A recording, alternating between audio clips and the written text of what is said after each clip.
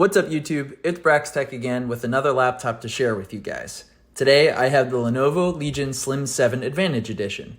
I had a lot of people ask me to directly compare this model to the Intel version, the Slim 7i, which packs a 12700H and an RTX 3060 with a 1200p 165Hz display. This model, on the other hand, is sporting AMD's second finest mobile offering, the 6900HX, and as well as the new thin and light GPU released this year, the 6800S. Now, the 6800S has 8 gigs of VRAM and 32 compute units, and was intended specifically to be used in thin and light laptops such as the G14 and the Slim 7 that we have here today, while still providing a very capable gaming experience at both 1080p and 1440p.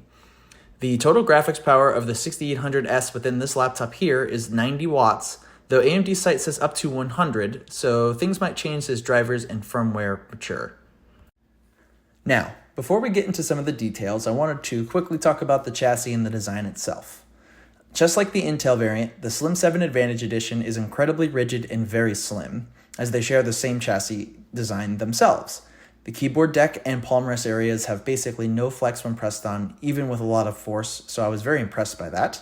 The lid has some play if you apply enough torque, enough twisting force to it, but it's nowhere near offensive or worrisome in nature. I would not worry about it. The laptop can also be opened with one hand up to 180 degrees, so basically flat, and the hinges feel also very sturdy. I don't think there's going to be any problems like there was for the 2020 model. The Legion 7i had a lot of reported issues with some of the hinges there. But anyways, the iron sandblasted aluminum trim that's along the edges gives the device a very premium feel and look, but it also does so without it making it sharp. It rounds out the corners, and there's nothing really jamming into your wrist, so it makes it a very comfortable typing experience, which I'll get into later. In terms of physical dimension, the laptop is almost identical to the Razer Blade 15. The Slim 7 and Slim 7i are 14.08 by 10.24 by 0.67 inches. So very, very similar, except it's slightly taller because of the aspect ratio and the rear vents. But otherwise, almost identical in terms of actual physical footprint. Weight-wise, the Slim 7 is about a half pound heavier, coming in at 4.8 pounds when compared to the Blade 15, which is 4.4 pounds. Adding the included power brick from Lenovo means an additional 1.5 pounds to the total, so you're looking at a total of just under 6.5 pounds for the total package for carrying it around with you. Okay, so moving on to the display. Now, one of the key differentiators between the Intel configuration available at Best Buy versus this one is the display that they house. The Intel variant is running a 350 nit 1920 by 1200p 16-inch IPS display at 165Hz, so it's still fast. However, the AMD variant is using the same panel we all know and love from the Legion 5 Pro and Legion 7 from 2021. It's the 1600p 165Hz IPS display, hits 500 nits of brightness. It has FreeSync and G-Sync for the Intel NVIDIA combos, and it covers 100% of sRGB, and it's pre-calibrated from the factory. It comes with X-Rite software, so you can switch between profiles. It's great. I never have any complaints about this other than some minor backlight bleed, depending which is unit-to-unit variance.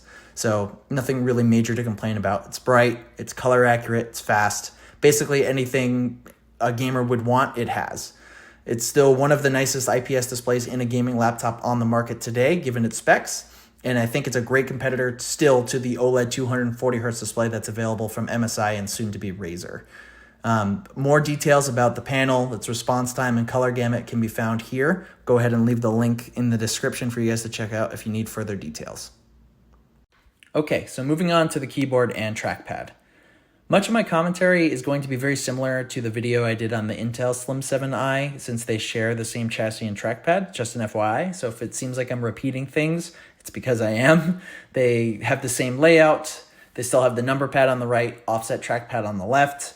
One thing that I did notice, I think Lenovo really did a good job solving my one main gripe I had with the Legion 7 lineup of last year, which the keys felt quite a bit shallow to actually physically type on. It wasn't rewarding, for lack of a better term. This year, the keyboard is much more satisfying to type on and feels more closer to the Legion 5 Pro keyboard, which I think had either 2 or 3 millimeters more travel versus the Legion 7 lineup. I think that is a very good change. Typing on it this generation is much, much better. I think most people can get up to speed pretty quickly typing on this layout without too much of an issue or too much of a challenge. I think some people might have their left palm, brushing the top left corner of the trackpad, but it did a good job with palm rejection. I wouldn't worry about it too much.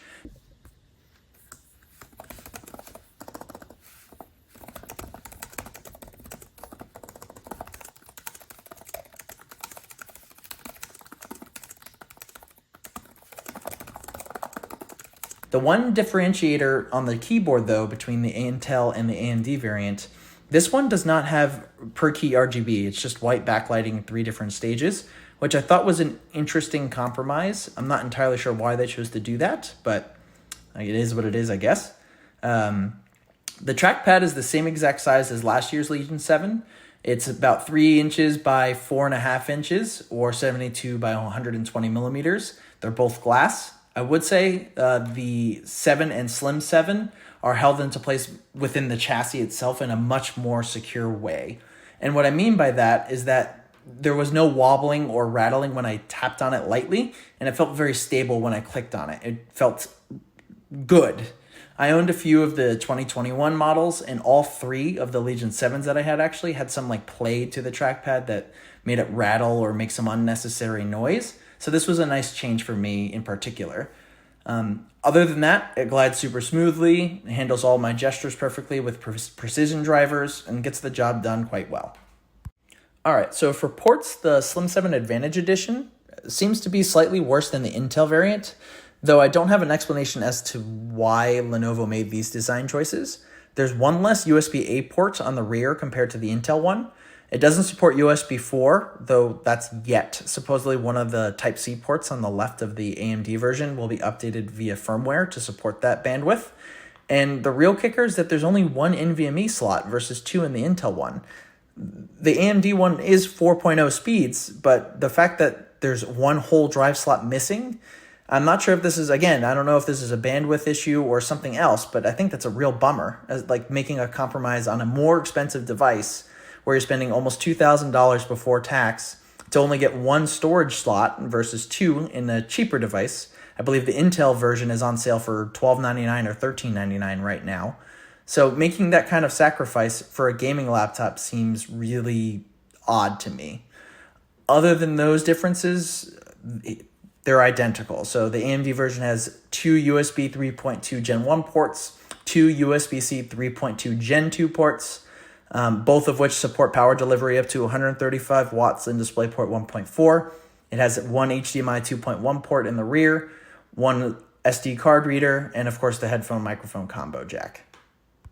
All right, so moving on to the speakers. The Slim 7 lineup this year seems to be using the same exact set of speakers as the Legion lineup did last year. It's 2 2-watt downfiring speakers at the front of the laptop by the palm rests. It's really nothing game-changing in any way. It's still not going to be as good as an XPS 15, 17, or MacBook Pro.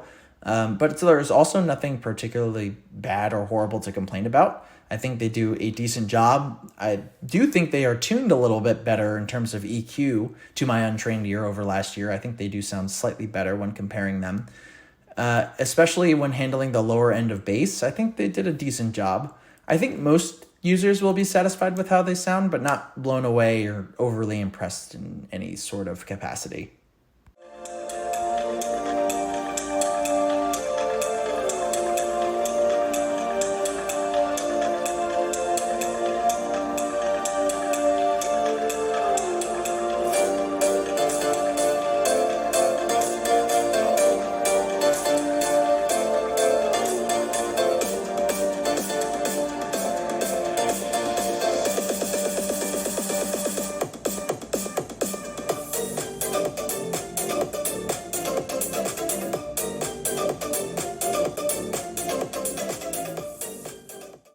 All right, so moving on to battery life. So one of the key differentiators between the 6000 series and 5000 series processors from AMD is that they optimize power consumption while you're doing lighter tasks. So PowerPoint, Word, YouTube, Excel, Teams, things like that.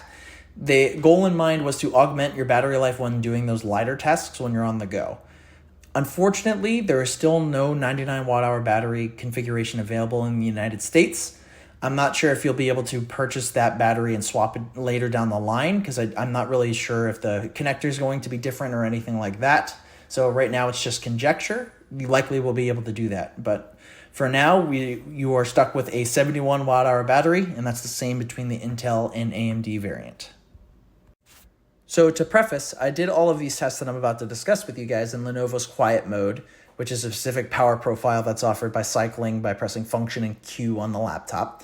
60 hertz refresh rate and 50% brightness, which is about 200 nits. So at idle, the laptop had a discharge rate of about 6.7 watts, which translates to about 10.5 hours of battery in that power state. I then went ahead and tested YouTube playback with a 1080p video, which brought the system to about 8.3 watts in total system discharge after settling in. This converts to about 8.5 hours of video playback, streaming playback, which is pretty impressive for a gaming laptop, I would say. That's a very low wattage usage for doing something when you're on a browser and actively using an internet connection. I think that's pretty respectable. For mixed usage with multiple things open, I would expect you to get between 6 to 6.5 hours on battery. This would assume that your average system power consumption is around 12 watts. So 71 divided by 12 would get you that 6 hours. If you did manage to figure out how to upgrade the battery to the 99 watt hour one, you would expect closer to 8.5 hours, thanks to that extra capacity. Okay, so moving on to performance metrics now. I've prepared 3 sets of data for you guys that I'll share with you. One set is completely stock out of the box performance. Another set of data is with a curve optimizer offset applied using UXTU, which is basically undervolting your CPU to give it more voltage headroom to boost higher. I'll leave the link in the description for that application below. It's really, really cool. You can tinker, set power limits, things like that. And lastly, I did a set of data collected with curve optimizer offset of -15 again, as well as a fresh repaste using Honeywell's PTM 7950 and Gelid GC Extreme. So I used the PTM on the processor and Gelid GC Extreme on the GPU. And I'll leave the link in the description below for how to do that repaste. The whole process is outlined and described in heavier detail there. All right, so for Cinebench R23, there was a clear difference actually made by replacing the factory application of the Honeywell PTM 7950 to some fresh stuff, both in the single run and the 10-minute run. However, the Slim 7 did still throttle both prior to the repaste and afterward on one core specifically, and almost immediately it shot up to about 100 degrees Celsius and then throttled back to the mid-90s, which is kind of unfortunate. CPU core power would sustain itself around 70 watts after peaking at almost 90 watts at the start of the benchmark, which is a hefty amount of power in a laptop that's this thin, especially for an AMD processor. Fan noise would then ramp up to about 47, 48 decibels, which is loud, but it's still under that 50 decibel threshold that I think a lot of us look for and are happy with. As long as you stay under that kind of noise level, I think you'll be happy.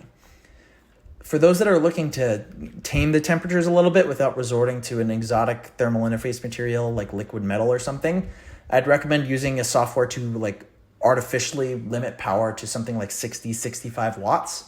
The temperatures then sit in the high 70s, low 80s, while still being able to score over 14,000 points in Cinebench R23 with the curve optimizer offset.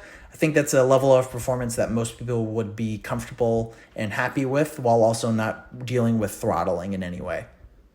All right, so next up we have TimeSpy. And again, I did 3 runs here, one stock, one with the curve optimizer offset, and one with the offset with the repaste. So as you can see, repasting the device really didn't make much of a difference here, with the majority of the processor performance improvement coming from the adjustment through the curve optimizer offset with UXTU, rather than a difference in terms of thermals or temperatures. The 6800S, as I mentioned in the beginning, is still limited to 90 watts and scores similarly to a 100 watt 3070 or a max power 3060, so 130, 140 watts in terms of graphics horsepower. After some heat soak, it sits around 67, 68 degrees Celsius for the latter half of the benchmark run, both with the stock thermal interface material as well as after the repaste with Gelid GC Extreme. So there really wasn't any sort of noticeable benefit in doing that. It looks like the stock thermal interface material is actually quite sufficient for the graphics card.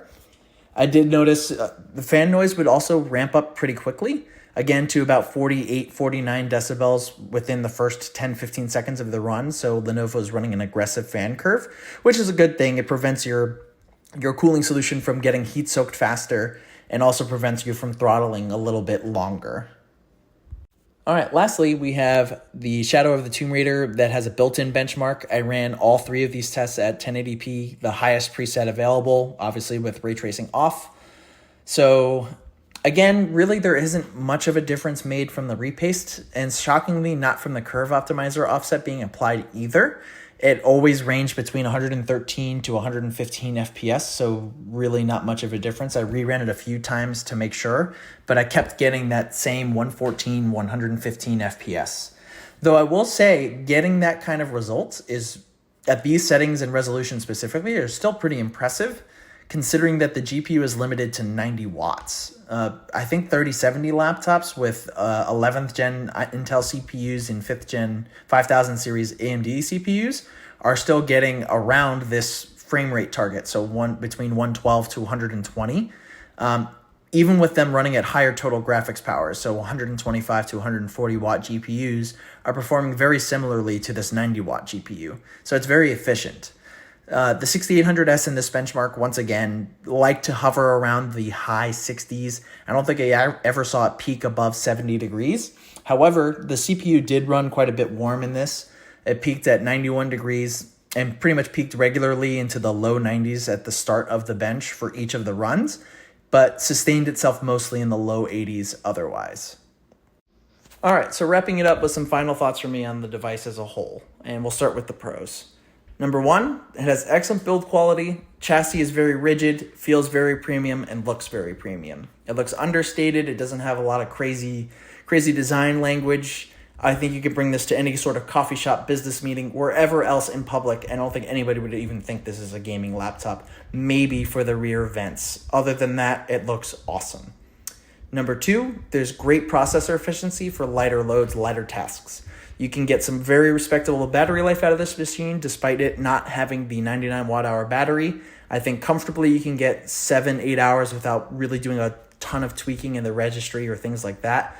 Just drop your refresh rate to 60 hertz, lower the brightness a little bit, and you should be good to go on that front. Next pro is the great IPS display that's on it. High resolution, high refresh rate, very bright, good color coverage. It has everything that you could really want out of your laptop display without compromising anywhere. It's awesome, really. I don't have any complaints at all with it.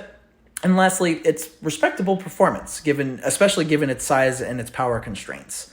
The 6800S in it at 90 watts was competing with 3070s at 125 watts in Shadow of the Tomb Raider, and was competing with 3060s at 130, 140 watts in Time Spy. So very impressive in my opinion.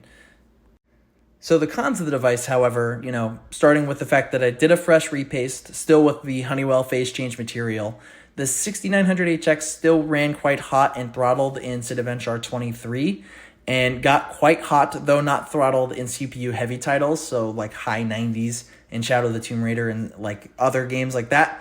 Anything that demands a lot of CPU power will see your temperatures push into the mid to high 90s, which is not ideal. It technically is safe for the processor, but it's not something that I would like to see out of my personal device for long periods of time. The other con is that there really isn't any sort of freedom in tuning or overclocking or undervolting the AMD 6800S. It's still unsupported by MSI Afterburner.